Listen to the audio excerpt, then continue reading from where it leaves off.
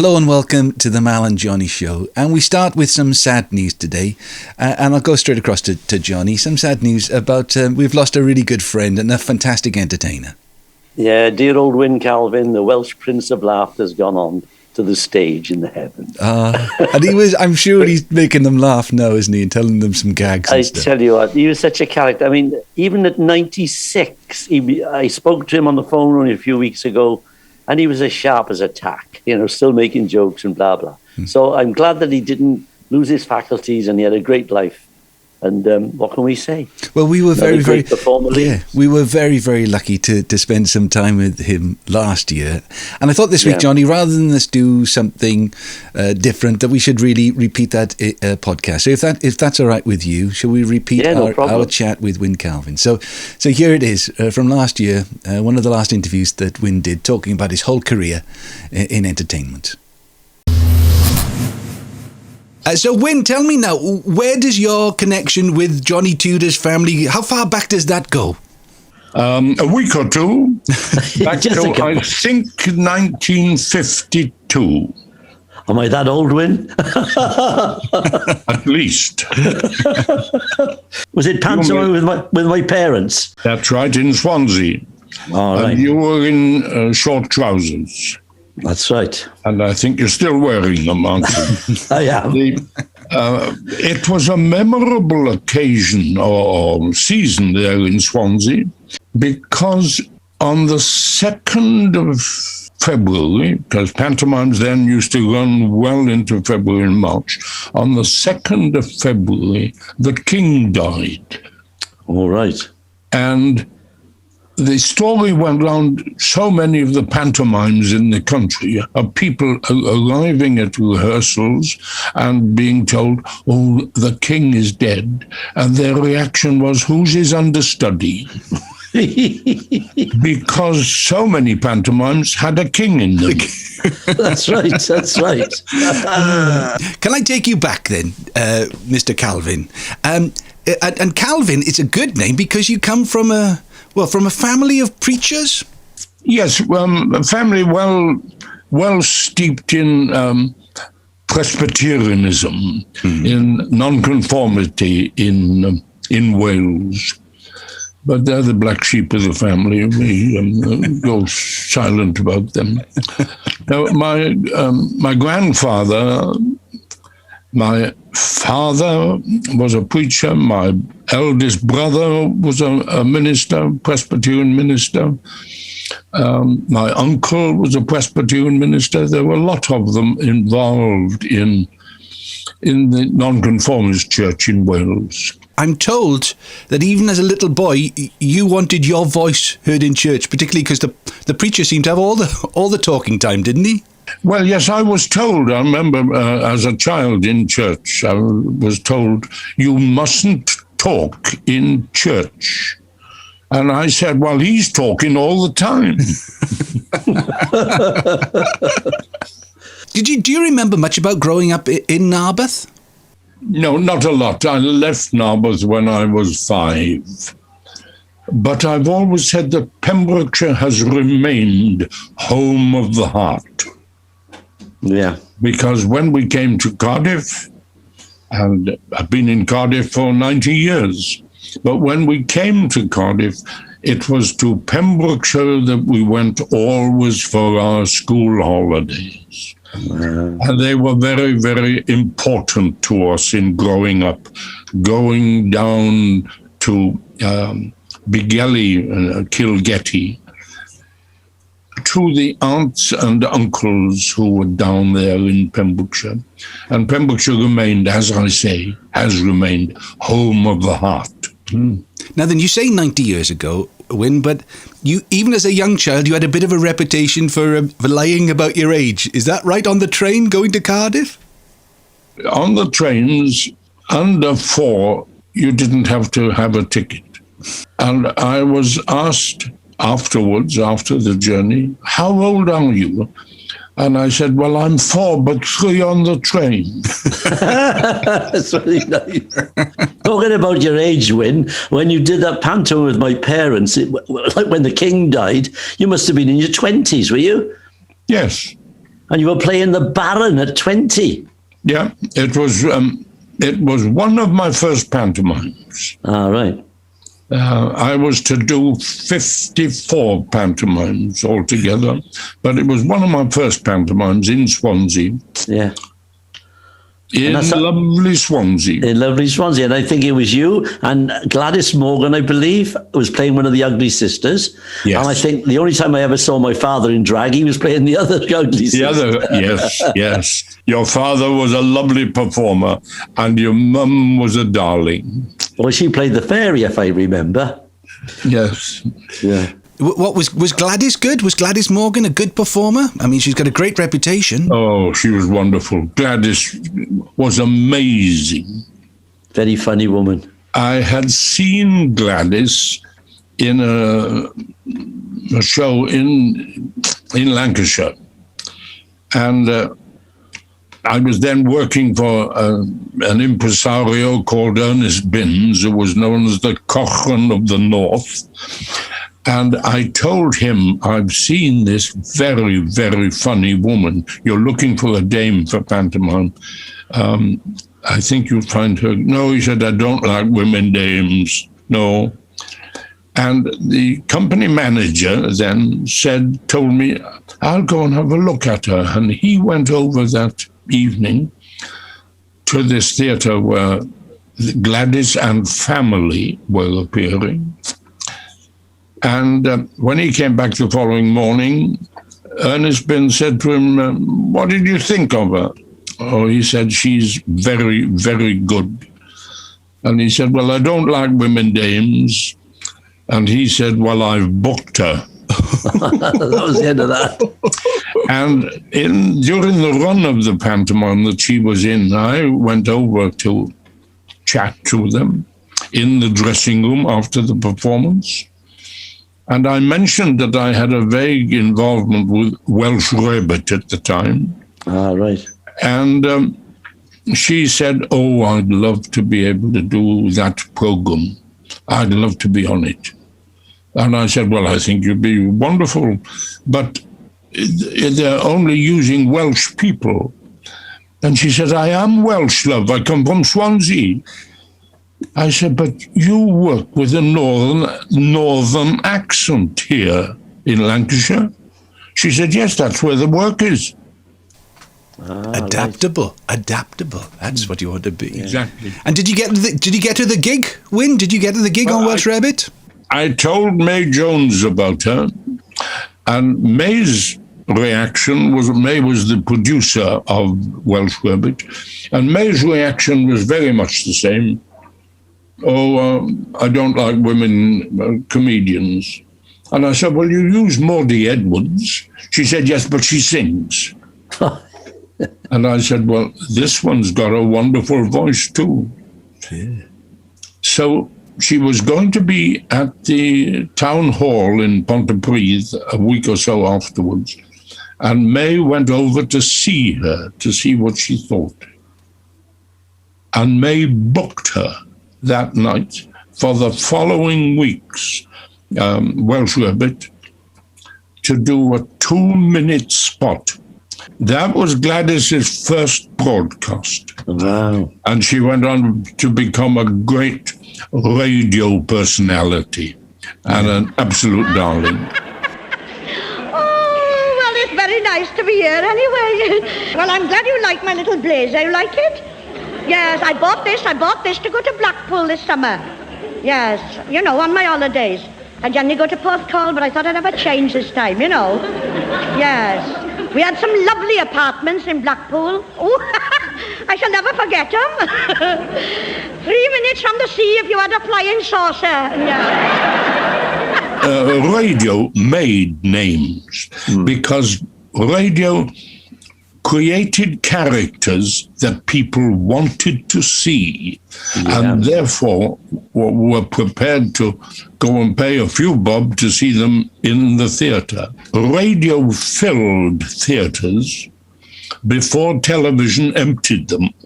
Yes, I suppose you're right. That's a good analogy. Because let's face it, if you wanted to see a performer in those days, you went to the music hall, and that's the only place you could see him. So you'd heard him on the radio. Oh, I'm going to go see this guy. So the great eras of twice nightly variety. Now then, Wyn, can we go back, not as far as Narberth, but for you becoming a performer? How did it start then in the sort of professional sense? Because you weren't going to become a preacher. I think the church probably missed out on a great preacher. You became a performer. Where did it start? Was it the war? Yeah. I'd been serving for the RASC, Royal Army Service Corps, or Runaway Something's Coming. And I was invalided out with a heart problem. Oh. And as I came out, I thought, well, I can't join them, so I'll try and entertain them. And I got a job with ENSA, ENSA, every night something atrocious. And ENSA was the great organization for entertaining the forces. And I got into this review as the juvenile in the review, feeding the comic and doing a bit of singing. And we were told, you're going over to France, Belgium, and Holland, but you will have to be in uniform. Because if you're taken prisoner over there, the war was still raging. If you're taken prisoner, you will be treated as military. But if you're in mufti, you will be treated as spies and shot. So we had to be in uniform. The day that I was put into that uniform, Hitler committed suicide. So you can see the impact of putting me into an ENSA uniform. I spent 6 months with that review in Germany, and I was so impressed with the German people who were so resilient in defeat. And the theaters that we were playing, the local staff was so delighted that their theatre was being used again, because theatres had been closed in Germany for about 2 years. And the local staffs were so cooperative and helpful. We opened for the first time in months, maybe a couple of years, the Opera House in Dusseldorf. I think she was the local schoolmistress, or a schoolmistress, was acting as interpreter.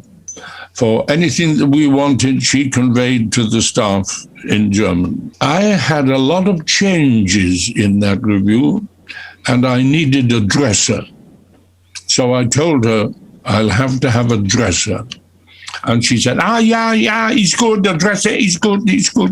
When I arrived at the theatre for the performance later in the day, there were 4 fellows trying to get a sideboard into the dressing room. Like a Welsh dresser. She looked up dresser in the dictionary. So you had to be, when you were doing these shows, obviously you had to be able to go with the flow. You had to be able to, adapt to the situation. But also, if other members of the cast weren't around, the show had to go on. Did you have to do other people's parts as well? Oh, yeah. Well, in a review, you appear in lots of different characters, of course. But the principal comedian in the show, now, a victorious army does not steal anything. Mm-hmm. They liberate it. And he was helping to liberate lots of the German wines that he'd been deprived of for the previous 6 years, until he became impossible and saying, I can't go on, I can't do this anymore, I must go home, I can't go on, I can't do it. And the company manager, who's the pianist, said, he's not going on tonight, but the show goes on. And I was told that you carry on for a little while, because they're going to send a replacement for the comedian from London. and I'm still waiting for the replacement. It's funny you should say that the theatres have been closed there, Wyn. Well, I remember my father telling me that they kept the theatres open in Britain because when the air raids would come over, they'd be all under the stage. I mean, it was unbelievable. The show went on whether there was bombs dropping or not. Yes. It was remarkable that during the war, there was this amazing determination to carry on. Yeah. Here in Cardiff, in 1941, the 2nd of January 1941, 111 German planes came over to destroy the city. And the following morning, I went down to see the smoking ruins of the school I was going to in Canton. And I remember thinking, that Hitler can't be all bad. It was exactly what I wanted to do to the place. So you won the war, Wyn. I think we can quite safely say that you joined ENSA and won the war. Coming back to Civvy Street, did you become a professional straight away? Did the doors open for you with that experience? Immediately, I went into weekly rep, performing in the evening a play, but during the day you are rehearsing next week's play. And one producer that we had in one of the long seasons that I did at St. Anne's-on-Sea, he was one of the old school. And on a Tuesday night, never a Monday night, a Monday night was always the first night in weekly rep, but on a Tuesday night, he would be standing at the back of the stalls, and if there was a bit of dialogue that he didn't hear, he used to yell, "Are you keeping it a secret?" And if there was the danger of that voice coming from the back of the stalls, you made sure that yours was heard at the back of the circle. Wow. But without shouting. Without shouting.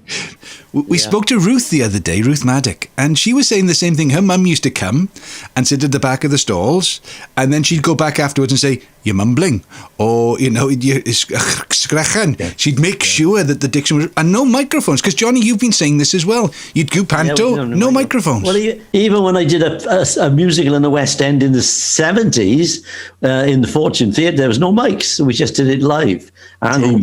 And my father always used to tell me, never keep your eye line. You can always tell somebody who's been brought up in theatre, not clubland, nothing to disparage the clubs, but you've got to look at the circle, not the stalls. So if you're looking at the stalls, they see the top of your head from the circle. So he said, make your eye line the circle. Very, very valuable advice. And all the great variety performers always played up. Yeah. Not down to the stalls, but always up to the circles. That's right. You got used to using a microphone, because I've seen a lovely picture of you, Wyn, with a flat cap on. I think it must have been workers' playtime. So you got used to using the microphone for the radio, at least. Oh, workers' jerkers. Oh, yes, workers' jerkers. Workers' jerkers. I did so many workers' playtimes, they called me the workers' plaything. Didn't they do it in canteens, Wyn? Yes, during the war.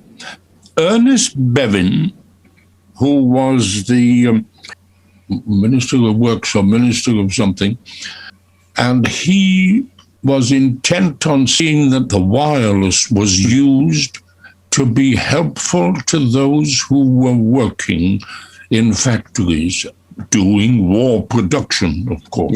Yeah. And he said twice a week in the lunch hour they should have variety performers. But he also had the idea that there should be a lot of music.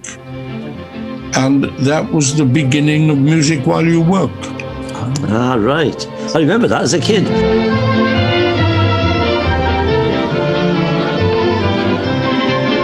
It ran on for years after the war. It ran on to the 1960s. Yeah.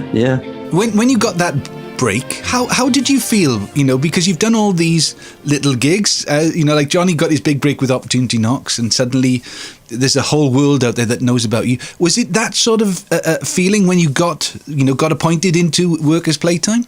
It gave me some sort of elevation in the fact that from the north of Scotland to the south coast, some people were aware of this. A lot of people were aware. This weird Welsh comic. So how did your life work out then, Wyn? So you're doing a little bit of radio, you're doing variety, and then Panto. So the whole of the year was busy. Was it summer seasons and all those sort of things? The calendar of the year was all mapped out? Yes, if you did a good pantomime, and pantomimes then used to run into March and April. In fact, the longest ever pantomime run was in Leeds in 1945 with Norman Evans, who was hugely popular, over the garden wall. His pantomime ran in Leeds until June. Oh, God. And the girls, the dancers who'd been arriving at the theatre for rehearsals in the snow, finished up sunbathing on the roof of the theatre. You played many parts in Panto. I remember seeing you as Humpty Dumpty up in Leeds, that was. Yes, I played Humpty for 6 years. That was a lovely pantomime, a very good. It was specially written for Harry Seacombe, and he played it at the Palladium, and then I went into it to play the principal pantomime theatres in the country. Now, we skirted around it, and skirting is the right word, because you've made your mark on UK theatrical history with your performance as Dame. Were you a natural Dame? Do I sound like one? Well, she's definitely got a rough voice at the moment, if she No, I never wanted to play Dame. I'd been playing Humpty Dumpty, you mentioned, but I've been playing things like Idle Jack and Buttons, etc. in pantomimes. And Tom Arnold, who was then the king of pantomime productions, said, "Next year, I want you in skirts." Now, that means playing pantomime Dame in skirts, not in drag. In drag, you are a female impersonator. Yeah. In skirts, you are a Dame, which is a very, very different approach. A Dame leaves small kiddies in the audience aware that it's a fella dressed up, and that's why it's funny. But I said, "Oh no, I don't feel feminine. I don't feel feminine, Tom. I couldn't play Dame." He said, "That's why you'll make a good Dame." Les Dawson was a good Dame. Jack Tripp was a good Dame. They didn't camp it up. They played it like a bloke in a skirt, as you say. Yes, Les. What a character he was. Oh, yeah, fantastic. Yes. One of the names that one feels was a great privilege to have worked with. Les was naturally a funny man. Yeah. But he was becoming obese. He was becoming big. And he'd been told he had to slim. And he arrived one day and he said, "Oh, I've been slimming. I've lost 7 stone. I got rid of the wife." He was very funny. He was Les. So very, very funny. Oh, yeah. So, right, you become a Dame. Were you... And I know you're a modest man, Wyn. Were you good straight away? Was it the part that you were born to play? I never examined it that much. I just got on with doing what I thought was right. I remember doing a panto with you when I think you were Widow Twanky, and I couldn't believe how many changes you had. I mean, you must have been worn out. But I got to tell you this, Mal, whenever you work with Wyn, he's the only man I've ever known in show business that could have a skip between a scene. He had his Lilo, he'd have 5 minutes, he'd put his clock on, he'd wake up and he'd walk straight on the stage and do his next bit. How he did it, I'll never know. I wouldn't know what I was doing. Some 15 years ago or so, I had a heart operation, And afterwards, the consultant said, I would advise you now always to have a little sleep in the afternoon. And I said, I have done that ever since I went into the theatre as a teenager. I have always had a sleep in the afternoon. And he said, that is probably why you weren't with us for this operation 10 years ago. That's right. Wow. Yeah. I'm going to take that advice. The Mediterraneans know the value of the siesta. Yeah, yeah. Of all the pantomimes that you've played, because you played Mother to some amazing people. You played Mother to Frank Bruno, dear Frank Bruno. That must have been quite an experience. Oh, yes, dear man. A great pal, but he was huge box office because he was a very big name at the time. But I was Mother to Frank at Nottingham one year, and the following year at Liverpool, I was Mother to Mr. T from the A-Team. Mr. T, coming from America, did he know what was expected of him? They needed a big name, and he was then a big attraction on television. So they booked him in America, and they said, and we'll send you a script. And he said, script? I won't need a script. It's all mine. He thought it was Marcel Marceau. Favorite pantomime runs that you had? You enjoyed being Humpty Dumpty. Were there any others that you really, look back on now, Wyn, and think, oh, that was a great run? Oh, there's so many of those. Well, only once at Hereford, and that was in 1955. I played Buttons, a lovely character to play. Dickie Henderson played Buttons he played he played Billy Crusoe, and he had this piece of paper, and he gave it to Alwyn. He said, for Buttons, read Billy. For Billy, read Buttons. He had used the same script for whatever he did. He just changed the name. Yeah. Bringing a star like Dickie Henderson into a show, did he play it his own way then, Johnny? Was that something that... He played it like he was doing Vegas. I mean, he'd walk on and go, hello, kids. And he'd throw the sweets out in the audience and say, just a bit of bribery for my friends. He was like, so laid back, you know what I mean? Playing game in Birmingham.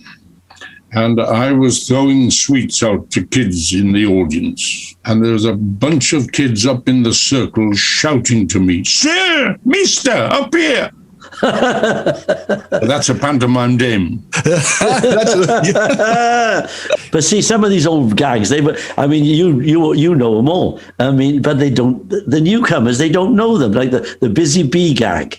And then there's the echo gag. You can't just say that. You've got to say what they are for a young man like me. Oh yeah, well, we don't realise that you don't know what they are. You're too young, see? You lost your hair, but you're too young.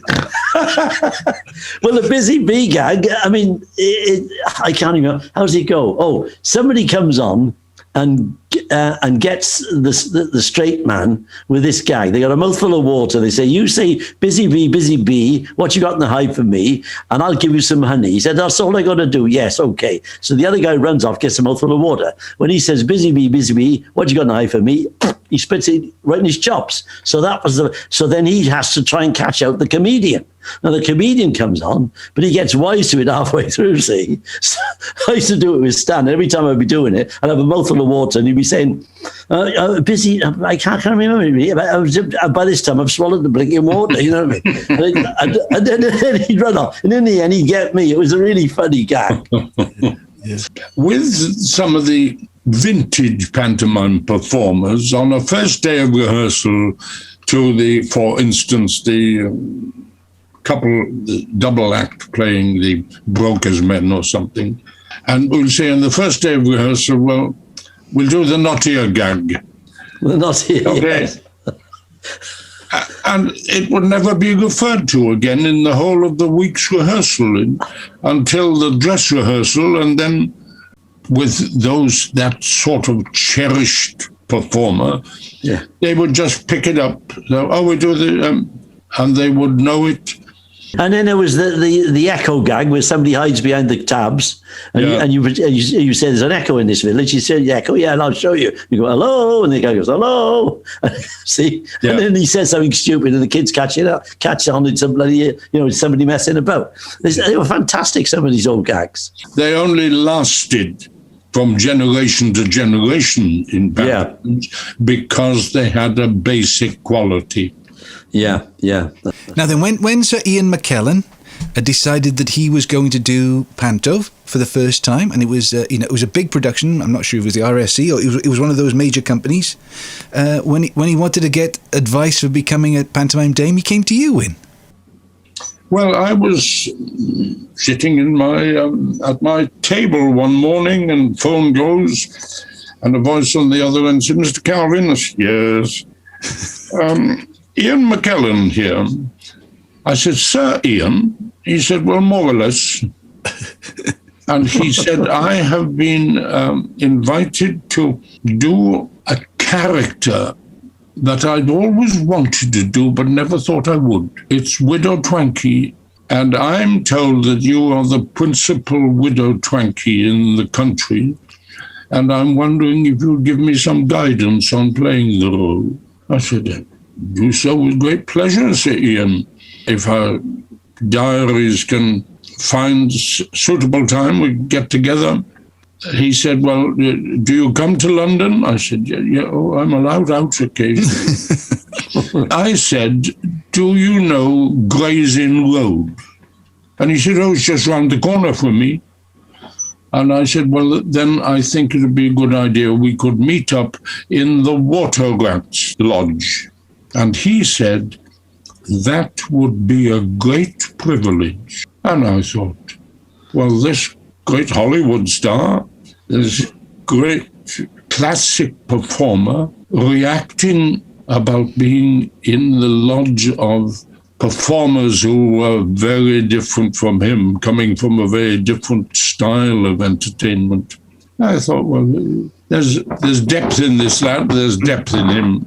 We met up, we chatted, and we've remained close pals ever since.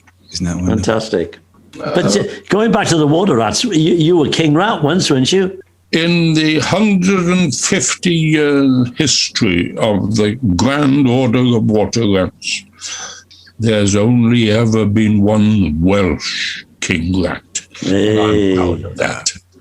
Well, there is only one Wyn Calvin. It's been a joy to speak to you and just scrape the surface of so many wonderful stories. Now, thanks to Carol as well, your dear beloved wife of how many years? 45 years. Keep cooking, Carol. As Carol once told me, the happiest 3 years of her life. The happiest 3 years of her life, as Carol once said. Lovely to have you with us, and enjoy your supper and many more years of telling your stories and being the Clown Prince of Wales. You are very kind. Thank you very much for the special pleasure of being with you again. Nice to see you, Lynn. Yeah, God bless you. See you in the flesh when all this is all over. Absolutely, and love to Carol as well. Thank you very much.